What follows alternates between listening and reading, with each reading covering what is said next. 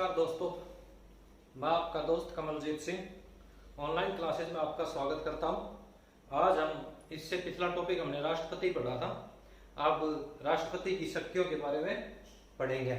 इस टॉपिक में हम राष्ट्रपति की शक्तियों के बारे में पढ़ेंगे। राष्ट्रपति की शक्तियां कौन कौन सी होती हैं? कार्यपालिका, विधायिका, न्यायिक शक्ति, सैन्य शक्ति, आपातकाल शक्ति, ये सभी जो शक्तियां हैं इनके बारे में आज हम बारी बारी से सबके बारे में पढ़ेंगे। ठीक है दोस्तों, स्टार्ट करते हैं। सबसे पहले कार्यपालिका शक्ति, फिर विधायिका, फिर न्यायिक शक्ति, फिर वित्तीय शक्ति, फिर सैन्य शक्ति, फिर आपात शक्ति, वीटो पावर और सहविवेक की शक्ति। सबसे पहले हम कार्यपालिका शक्ति के बारे में पढ़ेंगे। कार्यपालिका के अंतर्गत किस किस प्रकार की हमारे राष्ट्रपति को क्या कहते हैं शक्तियां दी गई हैं संविधान में। कार्यपालिका शक्ति अनुच्छेद 53 के तहत है। अनुच्छेद 53 में है। ठीक है दोस्तों, सबसे पहले राष्ट्रपति को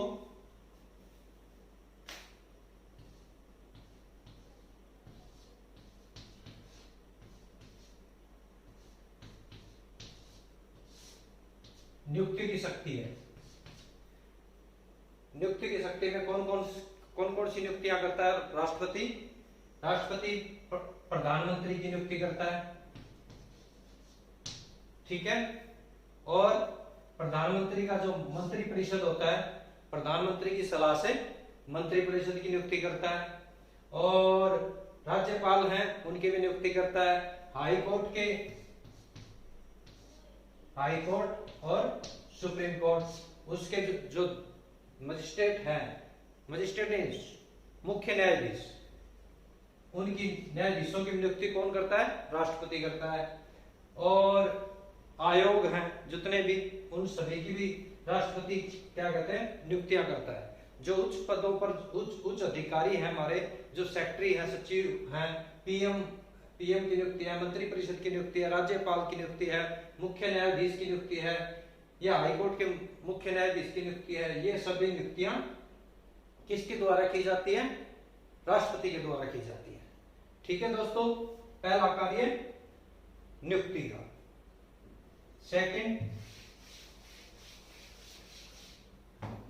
सेकंड में क्या है?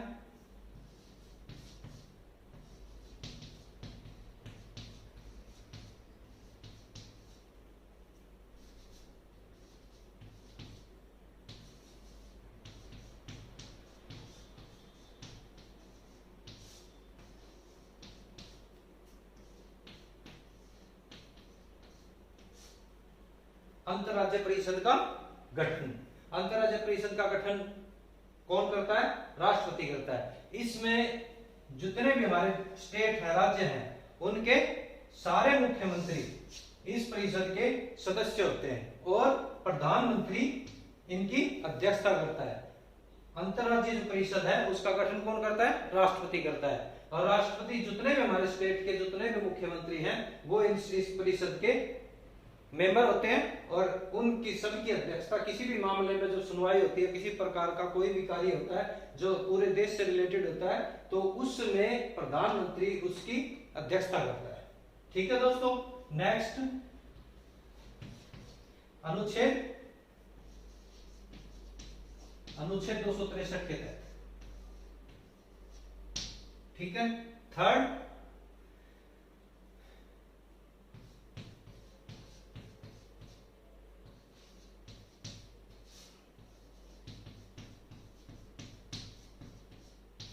वित्त आयोग का गठन, अनुच्छेद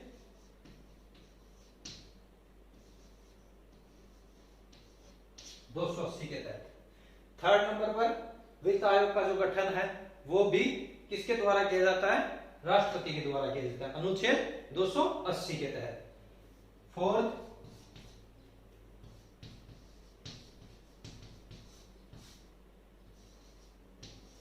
किसी भी क्षेत्र को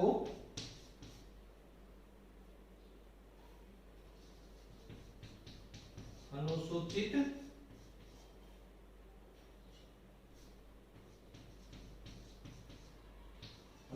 जनजाति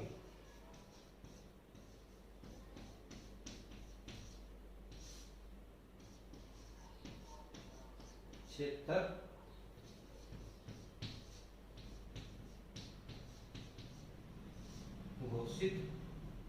घोषित कर सकता है।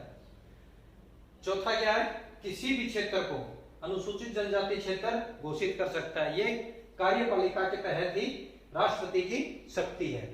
ठीक है दोस्तों, और पांचवी शक्ति कार्यपालिका के तहत SC ST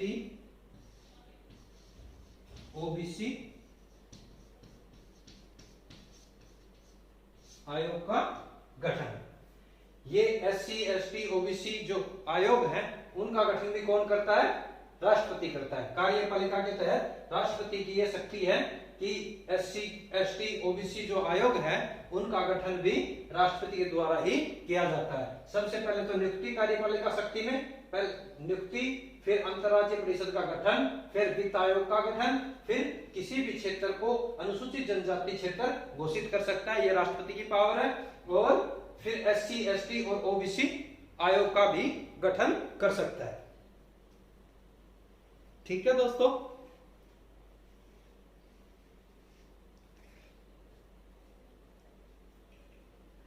अब नेक्स्ट मेरा जहां तक ख्याल, मेरे को लगता है कि ये सब शक्तियां राष्ट्रपति की कार्यपालिका के तहत जो शक्तियां हैं वो मेरे सभी दोस्तों को समझ आ गया होगा और याद हो गई होगी। ठीक है दोस्तों, नेक्स्ट आगे चलते हैं।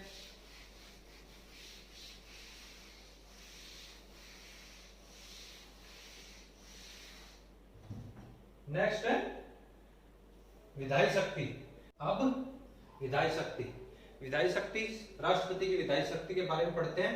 राष्ट्रपति को विधायी शक्ति में कौन कौन सी क्या कहते हैं शक्तियां प्राप्त है। विधायी शक्ति में संसद,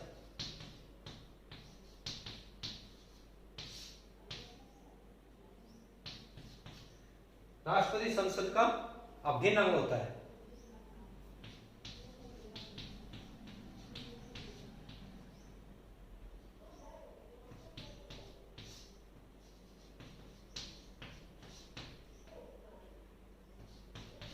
क्योंकि संसद के 3 स्तंभ होते हैं, लोकसभा, राज्यसभा और राष्ट्रपति। जो तीसरा स्तंभ राष्ट्रपति है वो संसद का अभिन्न अंग होता है। यह विधायी शक्ति में के अंतर्गत आता है। सेकंड, स्तर बुलाने की,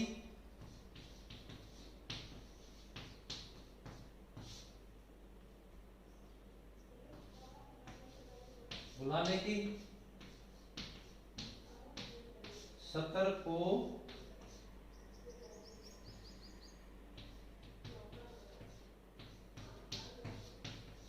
स्थगित करना और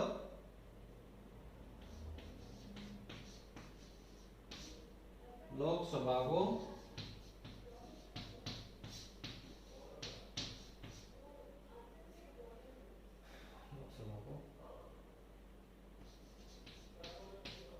भंग करना।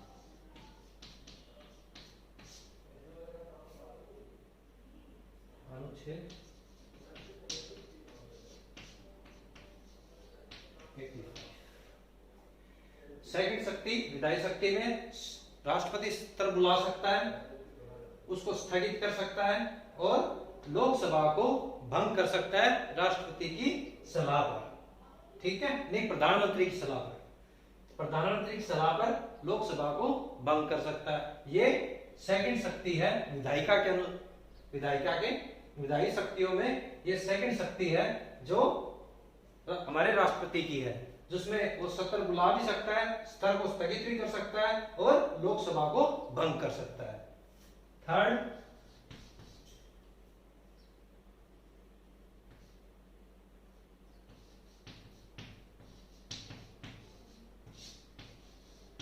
संसद को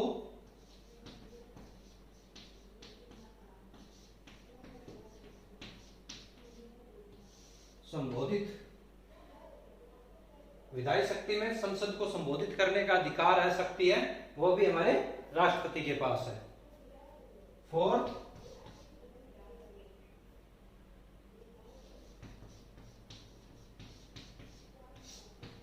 संचित निधि, संचित निधि है, उसमें से पैसा जो निकालती है सरकार इस संचित निधि में से, उसमें राष्ट्रपति की परमिशन के बिना पैसा नहीं निकाला जा सकता है। जब राष्ट्रपति इस चीज की अनुमति दे देता है, जब संचित निधि में से पैसा निकाला जा सकता है। यह भी एक राष्ट्रपति को शक्ति है, विधायी शक्ति के अंतर्गत शक्ति है। पांचवा,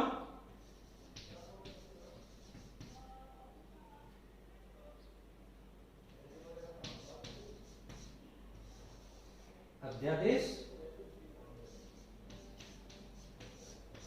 जारी करने की शक्ति, अनुच्छेद 123। पांचवी शक्ति विधायी शक्ति में क्या है? अध्यादेश जारी कर सकता है, अनुच्छेद 123 में, 123 के तहत।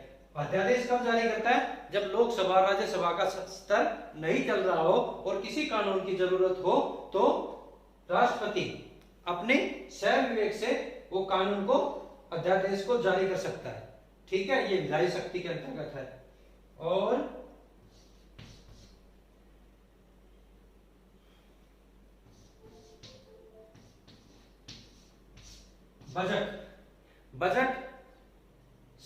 बजट जब संसद में रखते हैं या लेके आते हैं लोकसभा में जब बजट लेके आते हैं तो उससे पहले बजट का जो विधेयक है उसको लोकसभा में, राज्यसभा में लाने से पहले राष्ट्रपति से परमिशन ली जाती है, उसके बाद में ही बजट प्रस्तुत किया जा सकता है। यह भी विधायी शक्ति के अंतर्गत राष्ट्रपति की शक्ति है।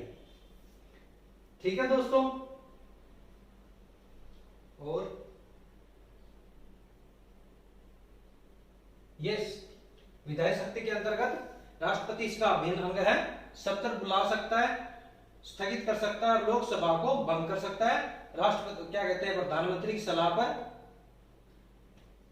और संसद को संबोधित करने का कार्य है वो भी विधायी शक्ति के अंतर्गत आता है। संचित निधि से जो पैसा निकालते हैं, सरकार निकालती है, उसमें राष्ट्रपति की परमिशन, पहले क्या कहते हैं, परमिशन की जरूरत पड़ती है, उसके बाद ही इसमें संचित निधि से पैसा निकाला जाता है। अध्यादेश जारी किया जा सकता है। अध्यादेश जब लोकसभा राज्यसभा स्तर नहीं चल रहा हो तो किसी कानून की जरूरत हो, राष्ट्रपति को ऐसा लगे कि भाई ये अध्यादेश या कानून जारी करना है तो वो जारी किया जा सकता है अनुच्छेद 123 के तहत। और बजट है जो राष्ट्रपति क्या कहते हैं, लोकसभा राज्यसभा में प्रस्तुत किया जाता है, उसमें भी राष्ट्रपति से अनुमति ली जाती है पहले, उसके बाद ही बजट प्रस्तुत किया जाता है।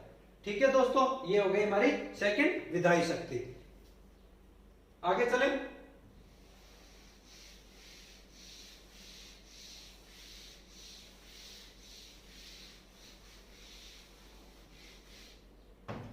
थर्ड न्यायिक शक्ति। न्यायिक शक्ति में राष्ट्रपति के पास न्यायिक शक्ति में एक तो हाई कोर्ट और सुप्रीम कोर्ट के जो न्यायाधीश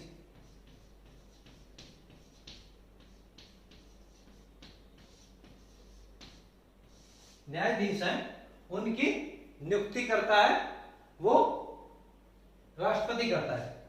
ठीक है, और अनुच्छेद 72 में क्या है, क्षमादान।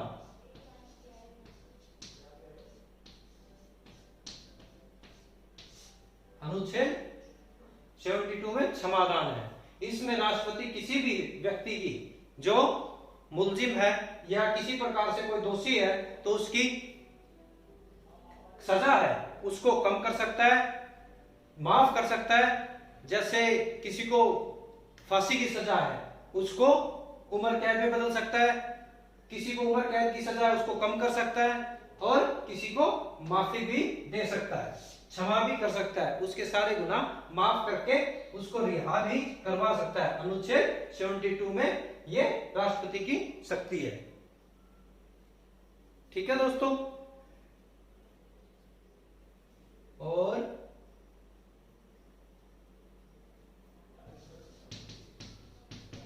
अनुच्छेद 143 सलाह। अनुच्छेद 143 में राष्ट्रपति हाई कोर्ट नहीं सुप्रीम कोर्ट के मजिस्ट्रेट से सलाह ले सकता है, परंतु उस सलाह को माने या ना माने ये राष्ट्रपति के ऊपर है। ठीक है, ये भी एक राष्ट्रपति को शक्ति प्राप्त है न्यायिक शक्ति के अंतर्गत। ठीक है दोस्तों, हाई कोर्ट और सुप्रीम कोर्ट के न्यायाधीशों की नियुक्ति करता है न्यायिक शक्ति के अंतर्गत। अनुच्छेद 72 में क्षमादान की शक्ति है और अनुच्छेद 143 में सलाह ले सकता है सुप्रीम कोर्ट के न्यायाधीश से। ठीक है दोस्तों, ये हो गई न्यायिक शक्ति राष्ट्रपति की।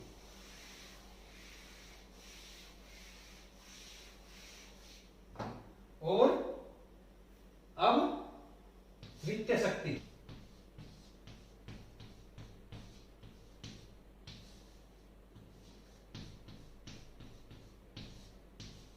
वित्तीय शक्ति में राष्ट्रपति की वित्तीय शक्ति में जो धन विधेयक है,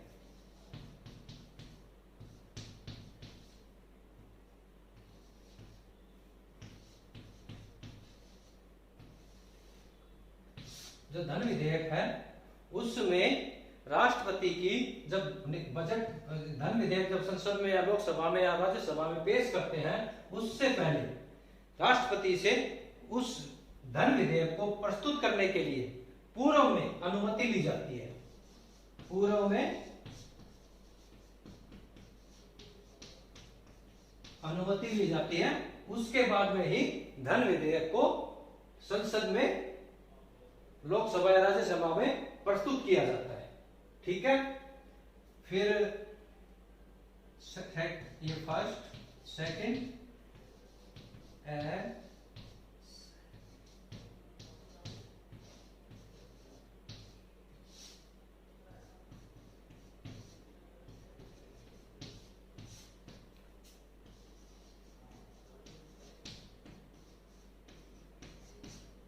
आकस्मिक निधि धन विधेयक के अंतर्गत ही आकस्मिक निधि भी आती है अनुच्छेद 267 के तहत। इसमें क्या है, जब आपातकाल की कोई स्थिति, जैसे अब क्या कहते हैं कोरोना की बीमारी चल रही है, कोरोना वायरस हो रहा है, तो इस ऐसी स्थिति में जो आकस्मिक निधि जो है, जो हमारा क्या कहते हैं स्पेयर में जो धन रखते हैं या सरकार जो अपना अलग से बजट रखती है, आकस्मिक जो जैसे बाढ़ आ जाना या कोई महामारी आ जाना, उसके लिए जो पैसा होता है उसको निकालने के लिए अनुच्छेद 267 के तहत राष्ट्रपति की अनुमति लेनी पड़ती है। ठीक है दोस्तों, ये आकस्मिक पैसा भी राष्ट्रपति की अनुमति से ही निकाला जाता है। फिर तीसरा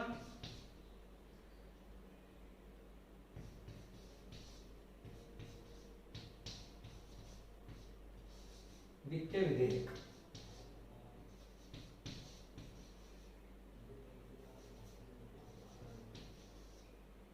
ये वित्त विधेयक है, ये भी जब प्रस्तुत किया जाता है, इसमें लेन देन होता है जो साल भर का पूरे क्या कहते हैं एक साल का एक वर्ष का जो लेखा जोखा होता है वित्त विधेयक में, वो भी प्रस्तुत करने से पहले उसका जो विवरण है देते हैं, तो उसमें भी राष्ट्रपति के परमिशन की आवश्यकता होती है, अनुमति की आवश्यकता होती है। उसके बाद ही उसका बजट का सारा विवरण एक वर्ष का राष्ट्रपति की अनुमति के बाद ही दिया जाता है।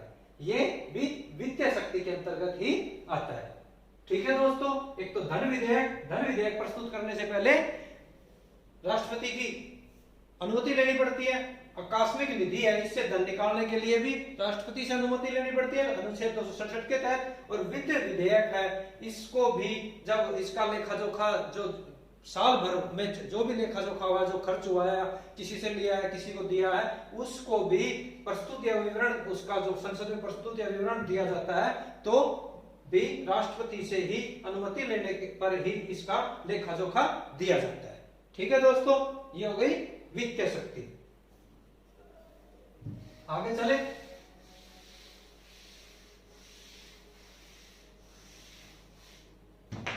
अब सैन्य शक्ति।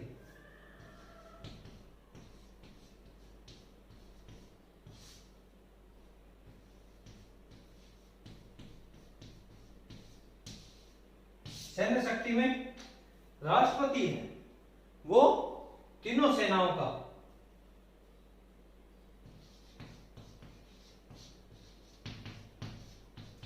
थल सेना,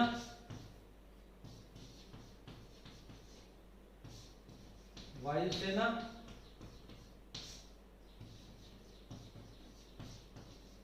जल सेना, थल सेना, वायुसेना, जल सेना, इन तीनों का राष्ट्रपति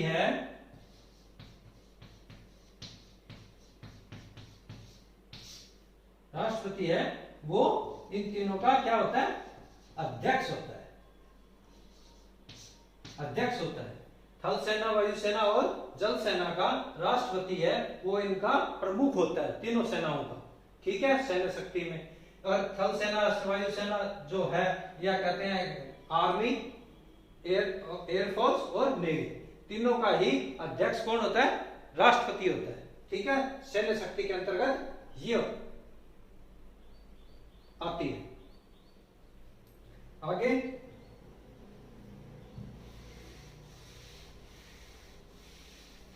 और एक बात और, इसमें किसी भी देश से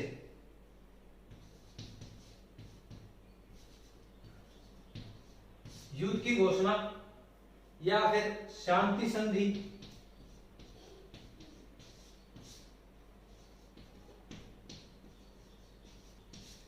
शांति संधि और युद्ध की घोषणा भी है ना, कौन करता है? राष्ट्रपति ही करता है। अगर किसी दूसरे देश के साथ युद्ध की स्थिति होती है और युद्ध करना पड़ता है तो वो भी राष्ट्रपति ही घोषणा करता है और उसके बाद ही किसी दूसरे देश के साथ युद्ध लड़ा जा सकता है। और शांति संधि, शांति जब क्या कहते हैं कि किसी भी प्रकार की कोई शांति संधि की जाती है तो भी राष्ट्रपति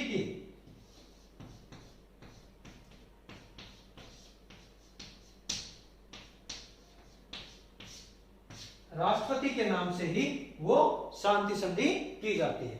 इसमें ये सैन्य शक्ति। ठीक है दोस्तों, आगे चले।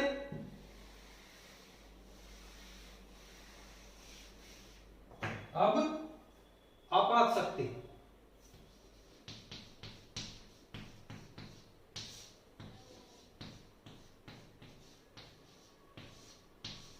आपात शक्ति में राष्ट्रपति को 3 प्रकार की आपात शक्तियां प्राप्त हैं। कौन कौन सी? अनुच्छेद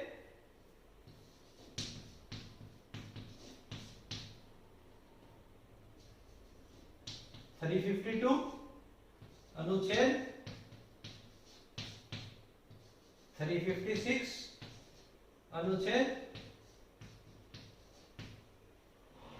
360। ठीक है, इसमें राष्ट्रपति को कौन सी शक्ति प्राप्त है? इसमें अगर आपातकाल लगाना पड़े किसी प्रकार का, या तो सशस्त्र विद्रोह हो जाए या किसी बाह्य आक्रमण हो जाए देश का, तो अनुच्छेद 352 के तहत आपातकाल की घोषणा राष्ट्रपति के द्वारा की जाती है।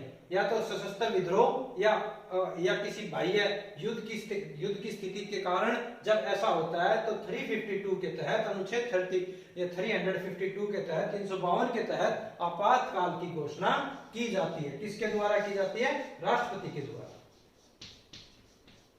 आपातकाल की घोषणा की जाती है। ठीक है दोस्तों, इसमें 352 के तहत। और अनुच्छेद 256 में राष्ट्रपति शासन। राष्ट्रपति शासन तो हमें पता ही है, कभी किसी स्टेट में कभी किसी स्टेट में लगता ही रहता है। जब स्टेट की सरकार अस्थिर हो जाती है जब उनके पास पूर्ण बहुमत नहीं होता है या कोई सरकार उस क्या कहते हैं राज्य का संचालन सही नहीं कर पाती है, तो राष्ट्रपति शासन लगा दिया जाता है अनुच्छेद 356 के तहत। ये आपातकाल शक्ति के अनुसार आपातकाल शक्ति में आता है। और अनुच्छेद 360 में क्या है? वित्तीय आपात।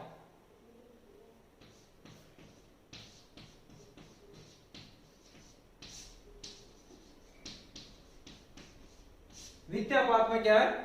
जब किसी प्रकार की देश में आर्थिक व्यवस्था कमजोर हो जाए, वित्तीय समस्या हो जाए, तब ये अनुच्छेद 360 लगाया जाता है।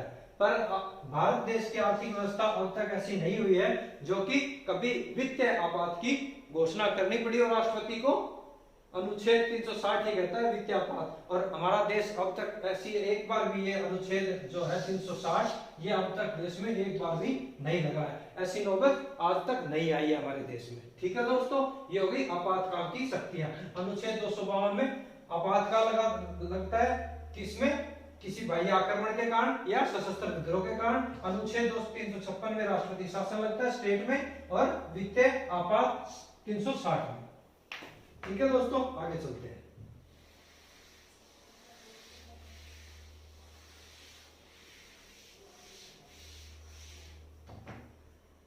Veto power.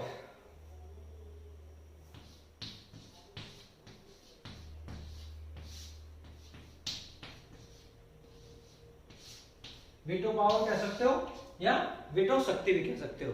Veto power, veto शक्ति। ठीक है, वीटो पावर राष्ट्रपति की 3 शक्तियां होती है वीटो पावर में।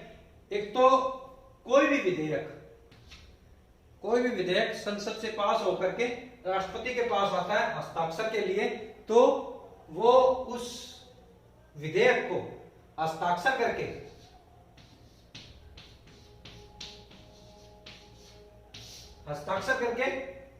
उस कानून को पास कर सकता है।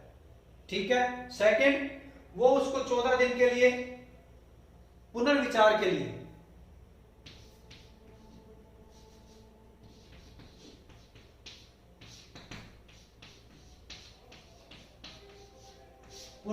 के लिए भेज सकता है। या फिर तीसरा,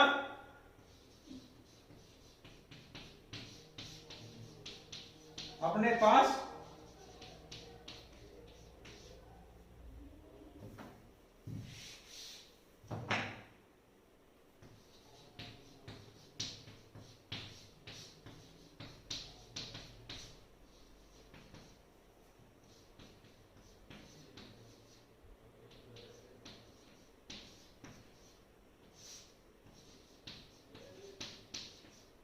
अनिश्चित समय के लिए रख सकता है।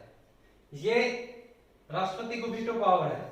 एक तो कोई भी विधेयक आता है उस पर हस्ताक्षर करके उसको वापस दे सकता है और वो कानून बन जाएगा, या उसको पुनर्विचार के लिए वापस भेज सकता है, या अपने पास अनिश्चित समय के लिए किसी विधेयक को जब राष्ट्रपति अगर पास नहीं करना चाहता, उसको कानून नहीं बनाना चाहता है, तो वो इसको अपने पास अनिश्चित काल के लिए रख सकता है। ये राष्ट्रपति को मोस्टली वीटो पावर में 3 पावर हैं, 3 शक्तियां प्राप्त है। ठीक है दोस्तों,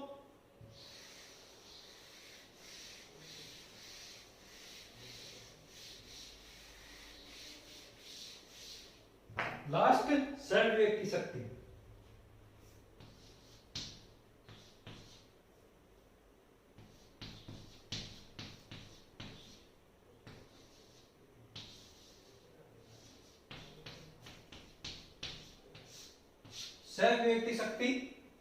सहविवेक की शक्ति कब यूज करता है?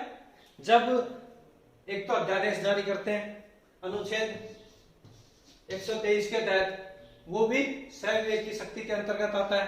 ठीक है। और जब किसी भी लोकसभा राज्यसभा का इलेक्शन होता है, या क्या कहते हैं लोकसभा का इलेक्शन होता है, उसमें किसी दल को पूर्ण बहुमत नहीं मिलता है, किसी दल को जब पूर्ण बहुमत नहीं मिलता है, तो वह राष्ट्रपति अपनी सहविवेक की शक्ति से उस व्यक्ति को मनोनीत कर सकता है पीएम पद के लिए, जो कि लोकसभा में अपना पूर्ण बहुमत सिद्ध कर सकता हो। ऐसे व्यक्ति को राष्ट्रपति पीएम प्रधानमंत्री बना क्या कहते हैं बनाता है या उसको बुलाता है प्रधानमंत्री बनने के लिए, उसको नियुक्त करता है कि भाई आप प्रधानमंत्री बनो, ठीक है, और फिर लोकसभा में अपना बहुमत साबित करना। ये राष्ट्रपति की स्वयं विवेक की शक्ति है, ठीक है। और अध्यादेश जारी करना है वो भी स्वयं विवेक के अंतर्गत ही आता है, ठीक है। राष्ट्रपति रबड़ की मोहर, अपने देश में रबड़ की मोहर कहलाता है, पर ये चीज अपवाद है स्वयं विवेक की शक्ति कि राष्ट्रपति रबड़ की मोहर न होते हुए अध्यादेश जारी करता है, और किसी भी जो दल है लोकसभा में जब किसी को क्या कहते हैं पूर्ण बहुमत नहीं मिलता है तो वो अपने स्वयं विवेक से ही किसी बड़े दल को राष्ट्र पीएम बनाने के लिए मनोनीत करता है, ठीक है दोस्तों। ये आज हमने पढ़ी राष्ट्रपति की शक्तियां। मेरे सभी दोस्तों को मुझे आशा है या मैं आशा रखता हूं इस चीज की कि या मुझे होप है कि ये सभी शक्तियां जो मैंने आज इस वीडियो में पढ़ाई है वो सब दोस्तों को याद हो गई होंगी, और ये नहीं तो एक दो बार और वीडियो देखोगे तो ये सभी शक्तियां राष्ट्रपति की आपको याद हो जाएंगी। थैंक यू, बहुत बहुत धन्यवाद। और वीडियो अच्छा लगे तो कमेंट करो, लाइक करो और सब्सक्राइब करो। Okay, thank you.